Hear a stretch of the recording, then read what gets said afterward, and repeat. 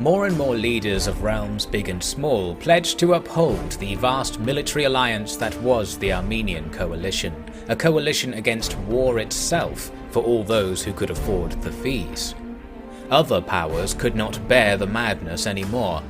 Fighting broke out in Egypt as the old Hellenites tried to restore their power. The military power of the coalition saw them quickly dispatched on the mainland, and then a sudden raid by elite troops threatened their main base on Cyprus. Even on this island they must have heard of the glories of King Artaxius. It is an endless estate of wisdom and great deeds that persuades the leaders of the world to pledge themselves to their chosen king. If only he had survived to see his dream of peace and freedom become real. Even though he has succeeded in death, now we need him more than ever. What will become of the coalition if the chosen king was to die? He has no heir, and who else can command the coalition's loyalty? The mortality of a single man has become bound to the fate of all the peoples in the world. Perhaps this is what happens when we try to create a global paradise, a global Eden. Paradise is a thing fit only for the wise Ahura and her foreign children. It shall be the imperfection of earthly life that reminds us of the need for death, and the need for strong warriors like mine. With our strength, we can weather the quakes that tear down the young palaces of the world, and see that our next king is chosen not just by one man, but by the best of all men.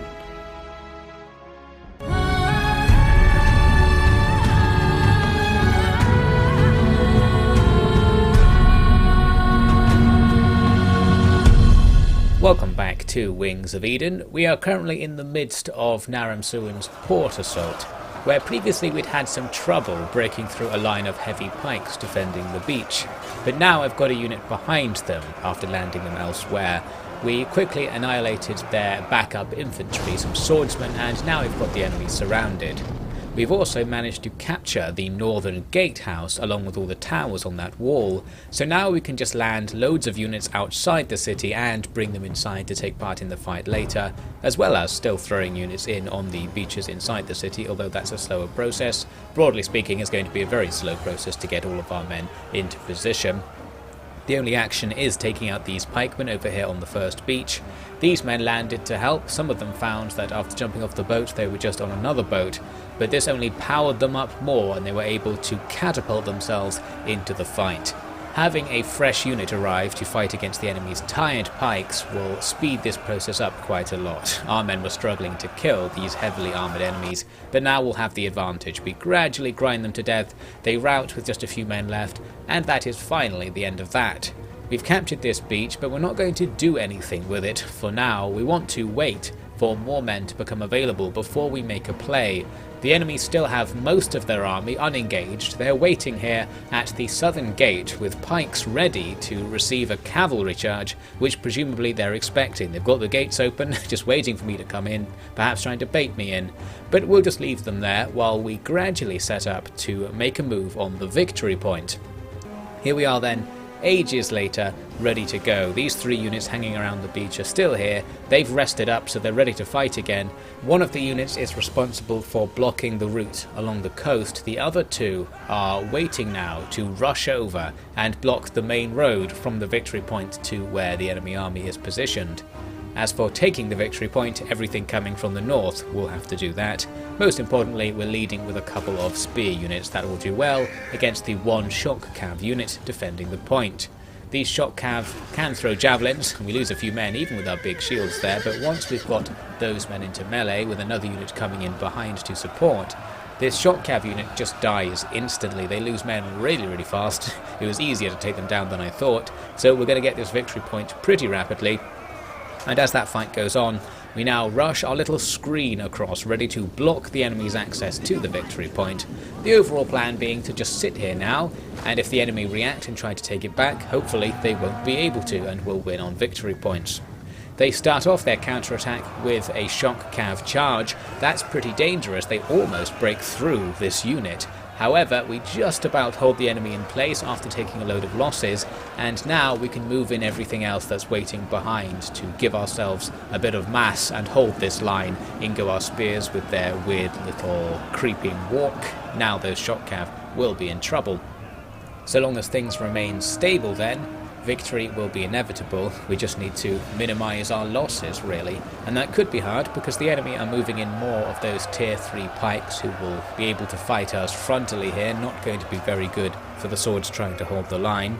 At least we have depth, we've got reserves ready, but we can't give any ground. The line, where the edge of the victory point is just about where the enemy are, so we need to maintain that formation, maintain that position, to make sure the enemy can't start decapping it. I'm also distracting the enemy. I've got some cataphracts just wandering around over here, trying to keep the attention of all these other units who still haven't come and engaged, because if they're just not helping, that's going to make our life much easier. I can also move up my archers to shoot over the blob into the enemy blob. That's my main hope for actually killing these pikemen, since we're sort of fighting them from the front. Probably going to be killing a load of my own men as well, because the archers aren't that accurate. Their spread means they'll be hitting our guys in the back. Still, probably an okay trade, hard to actually say. I wanted to send my cataphracts around behind the enemy's main blob to potentially get a charge into the back of the pike phalanx, but actually getting around there was much more difficult than I expected. I got caught on enemy units, some of the enemy units threw javelins at me. I'm getting hit by my own arrows now as I advance towards the back of the enemy, so this charge, while it eventually did happen, was not really worth it. It did no damage at all to the enemy. I don't think the charge worked properly. And we lost a load of cataphracts. In fact, we almost lost the entire unit, as they were about to rout, and they would have routed through the enemy and probably just been wiped out. However, as timing would have it, that's the end of the battle, because we won on victory points, so we got away with it. A decisive victory then. The ideal sort of port assault, where we ended up not really fighting most of the enemy army and it counts as just being deleted. We lost one unit to take the city. That's pretty much fine, although we have to go all the way back to Armenia to replace it, so that's the annoying side of things. No liberation or anything, so we'll just take the place. But now I'm going to skip ahead a couple of turns, because after taking that place, we ended up running into a case where the game just kept crashing as I tried to end the turn. So now we're going to have to do a bit more magic to solve this once and for all, actually. Pandora, my lady, please, I will gather more tribute for you. I really will. I will serve you as you see fit. I will... What? My lady, I can hear your voice. Tell me what is wrong. Why do you corrupt the passage of time and keep me from your bounty? Heathen magicians, you say? In the north? Yes, my lady. I will have them killed at once. In fact, I have been preparing men to do your bidding. This will be a most suitable first test for them. If you grant us for a short time just a sample of your time-bending powers, we can have it all done before this conversation even happens. Oh, and don't you worry about their spines. I shall have each and every one of the Dark Mage's power bones brought to your temple. If they have the energy to interfere with your plan, just imagine what could be done when you absorb their energy and add it to your own. Oh, the golden age of Pandora will truly begin. And I, your worthy servant, shall deliver you the full price of your favor. It is guaranteed. Now, because half the gameplay I ended up recording for this episode is just me trying to solve this glitch, let's talk about what actually causes it and what I did about it. Looking things up on the Steam forum for this game, I noticed other people had the same problem, and they were talking about it being caused by Iberian rebels spawning multiple times and then fighting each other. We didn't have anything like that in our game, but we do have Sarmatian rebels. You can see here my client state, the Sarmatian rebels, is currently under attack by the rebel Sarmatian rebels, and they're kind of being considered the same faction, so hostile armies are occupying puppet-stated territories without it changing over, and overall it's just a mess. This siege, with one turn left, is undoubtedly the cause of the crash. Whenever it tries to resolve that siege with a faction against itself, it just goes crazy. crazy. So it's time for us to break open the hacks once again. This is a table in Cheat Engine where you can essentially edit values in the memory of a running program in order to make it behave differently. And thanks to some magical people setting up these tables, you can make it do very specific things. And in this case, I'm going to give myself unlimited movement points on Naram Suan, and now try to get rid of these Sarmatian rebels this turn, so that the end turn sequence doesn't have that siege being resolved in it. All we need to do is hack ourselves up here to be beside them, but then we can't actually make an attack, because even though there's a hostile army there, I think it's also on my side at the same time or something, and it's also inside the settlement while laying siege to it. A huge mess has occurred, so we can't actually intervene in this fight, at least at first. I could intervene elsewhere, so we'll look at the other potential fights we'll need to do. First, we'll need to be at war with the Sarmatian rebels, whichever actual rebel group this is. They've got no faction leader, which is always a good sign. The game freezes for a while when I declared war on them, but eventually we're in. I think it's only freezing because we have so many puppet states being called into the war, rather than any sort of glitch going on there. Anyway, so while I couldn't attack that first place I went up to, there's another place nearby, and this time it's just a straight up enemy faction, so we can kill the guys inside and take the territory. That's a bit more like it. The plan is to just take all of their territory, give it to someone else, and then the rebel faction that's causing the glitches hopefully will just not appear, although we'll still have to watch out for it in the future. In order to give away the territory, I need the gifting territory thing to work, and apparently I've already given someone territory this turn, so I can't do it. However, while trying to solve the initial glitch, I realised there is a workaround to this you can't give territory multiple times per turn situation, and it's this: if you go and offer someone some money or demand some money off someone, and then very quickly do a region trade, it is no longer greyed out. So you can very quickly slip the deal on the table, they'll accept it, and now we can bypass the one trade per turn rule, which is just what we need because we have to complete this hacking operation in this turn. Up north we've got more rebels to deal with, and they even have an unnamed settlement right here, currently in ruins. We'll take down that army. For now, that's got to be some good progress. Now I went back down south because in order to deal with the situation where I'm sort of fighting two factions that are the same one at the same time and it just won't let me do it, I tried to solve it by first re-puppet stating the rebels, which is only one of the rebel factions. This means that when this siege tries to resolve itself, my army is now involved, so I can participate in the battle, and with help from the phantoms inside the town, we can take out the rebel army that was causing the glitch. And now, with that done, I am successfully able to make it to the next turn. However, we don't want to leave things right there. We want to take all of the rebel territory and get rid of the faction altogether to reduce the amount of things that have to happen for this glitch to happen again. So we go through another laggy attempt to declare war on them, and then we're in. Now we'll just take out all of their settlements. They don't really have any units, which makes this extra easy. And even though I'm running through attrition right here, the hacks restore your men after every move that you make, so they're all just coming back to life, and we'll take them down here. And by the way, I did report this glitch to the mod developers, and I think the future plan, which might even have happened by the time you see this, is to actually remove these rebel factions from the mod entirely so that this stops happening. The settlement with no name was actually not a settlement at all, just a ruin, but still had men occupying it in a nice glitchy combo. So now we've occupied it and we'll build an actual settlement there to give to someone else. The last place I had to take was down on the Black Sea. Luckily, even though it was a walled settlement, we could just use a port assault to still achieve the victory that turn. Then all we need to do is give the territories away. All the places up on the steppe I gave to the faction Gillanus, who have been our puppet state for ages, so they'll just control this vast open space. It's all in ruins and it's useless territory, but hopefully they'll make something of it. Then I was looking for a confirmation that the Sarmatian rebels have been defeated, and there it is. So they're down. They may still come back until the mod is updated, so I'll be keeping an eye on that essentially as the turns go on. Also, with this last place down on the Black Sea, I'm going to give it to the Cimmerian nobles, who are the faction that used to control it, but I think have been a horde for a long time, just standing right next to it, unable to retake the city. So finally, they'll have their territory back. That's nice. Apparently, they're just my ally, not even my puppet state. That's a rare thing. I'm sure we can give them a couple of bribes and convince them later to totally complete our collection here. So that is that. All we need to do now is head back down south and try to restore the timeline.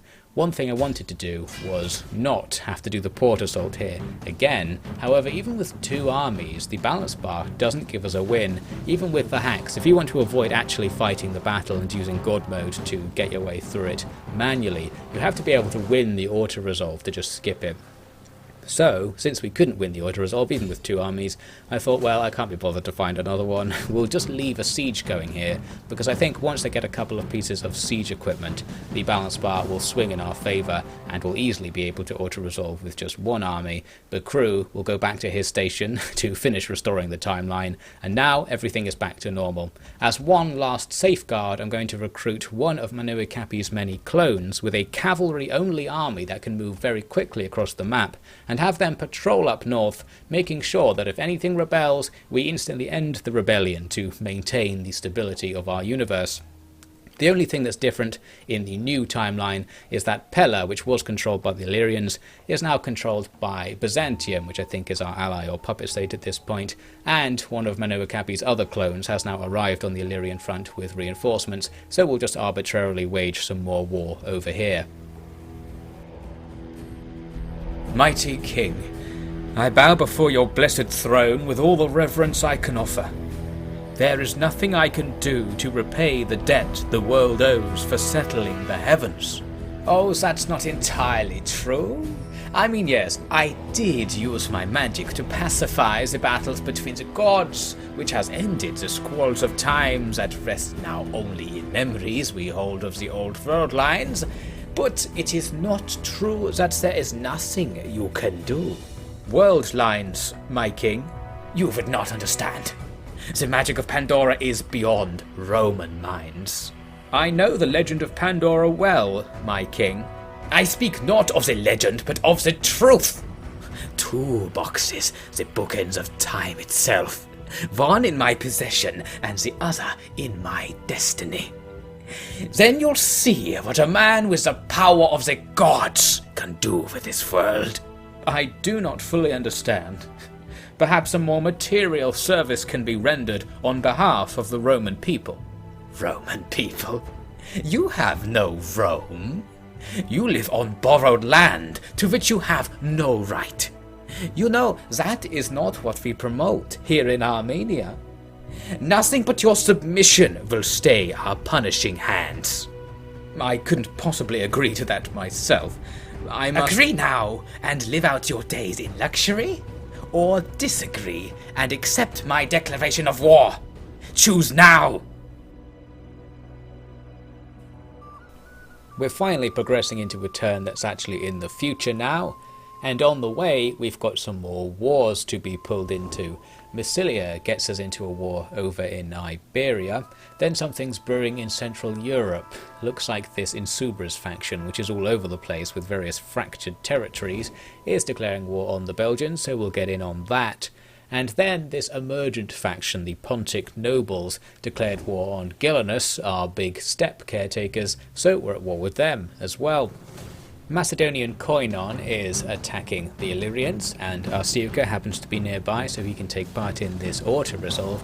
Nice and one-sided, but I was still pretty worried about this because we saw what happened with Bakru recently taking part in one-sided auto-resolves.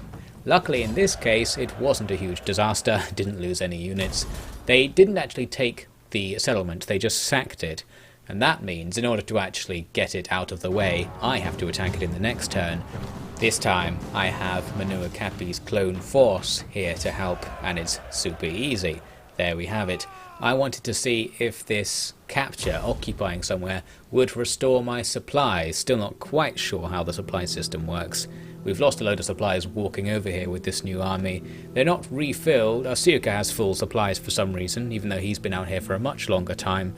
So yes, not quite sure what the deal is. I think you have to win battles to get little bits of supplies, and Arsiaca's just won quite a few. We're going to give that territory to Byzantium, who actually aren't my puppet state, as you might have seen there. They're someone else's puppet state, which is a bit outrageous. Going to have to change that arrangement at some point. Now down to our war with Carthage, which is finally actually going to start. This is the thing I wanted to make my main project, and now this will be our first step towards doing that. Bakru moves over to besiege Cyrene. It's got a full stack garrison inside, although it's not at full strength, so a pretty serious force to have opposing us here, especially because it's a big walled city. We'll need lots of siege equipment before we can do anything, so we'll just leave that for now. And additionally, there is Manuakapi's army, which is somewhere in the Levant and needs to come over to help, so there is some inspiration to just wait around there. Said army is currently just wiping out a few Ptolemaic troops who were defending their last bit of mainland territory. That's that sorted out. Now they just have that island, which Naram Suin has under siege, and I'm just going to siege them out in defiance. I refuse to actually do the battle. We'll wait for it to be an auto-resolve, and if it's never an auto-resolve, we'll force them to surrender. This new territory is given to Nabatea, and that's that sorted. So Manuakapi is going to walk gradually along the coast towards Bakru's position. He won't be arriving there in this part, but that's the plan, at least. Now, looking up to the north, I'm eager to know what the situation with Gelenus actually is. Is their public order declining? Is another rebellion on the way? Some places look okay, there are some other public order hotspots. So it looks like our force that I plan to send north is going to be required. We'll have our cavalry army up on the steppe and try to control things manually. Although now that I know the mod team is going to try and solve this glitch, I hopefully won't have to do too much in the future. Back to the faction store next. I bought this offshoot of the Carthaginians up on Corsica. That's very nice. Then after an uneventful end turn sequence, we're back in the faction store for the next turn, where I bought this small Iberian tribe. I am trying all of the other factions, by the way, and seeing if they're willing to sell themselves to me, but most of them aren't at this point. We've almost bought everything we'll be able to buy, I think, although moods may change as wars continue. Nothing had been going on over here with Illyria for a while, until I realised that they'd somehow appeared again behind us. Not quite sure what happened there. So anyway, we're going to send the clone army back to just lay siege to them. But I want to have our main force with Arsiaca actually advance and try to make something that looks like progress. Our allies and the coalition in general is already doing a good job achieving this. We're going to move in to just support Koinon again with this siege. They definitely don't have enough troops to take that place, so lucky that we showed up. Again, nothing happened during the end turn sequence, so here we are in the next turn, ready to auto-resolve this place again. We've taken this one settlement like 5 or 6 times in this campaign. It never actually gets held by our allies. Maybe this time I will once again be giving it over to Byzantium. Hopefully one day they'll be my puppet state, and all my generosity to them will be repaid.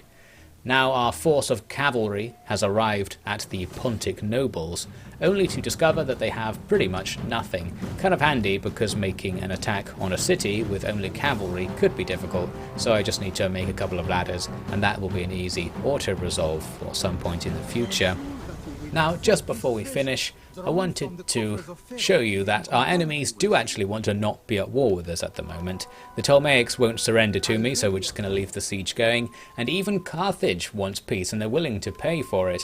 However, they are also the #1 faction in the game. We're only #2, despite our gigantic income. I think strength rating is based on how many armies you have, so they just have a bigger military than me. I've got like 5 or 6 armies, so they must have loads of stuff somewhere. We just haven't really seen it yet. I'm sure once we press further into Africa, things might heat up, or at least I hope so. To finish off this ep, I'll just show you what will be happening next time, essentially. Macedonian Koinon wanted to make this attack that I was willing to support, but when I took a look at it, I thought it might be fun to actually go and do this one manually. It's pretty much an auto-resolve, but the leading force of allies is very weak and will probably fail to take the city, so they're going to die and it will end up just being a one-on-one with our force making the assault but with no siege equipment. So I thought it may be interesting to give this one a go. I haven't played any further than this, so we'll find out, and if it's not interesting, we'll skip over it of course. And hopefully the glitch will now be solved, so we'll have plain sailing from here on out, and we'll just buy our way to a global domination victory.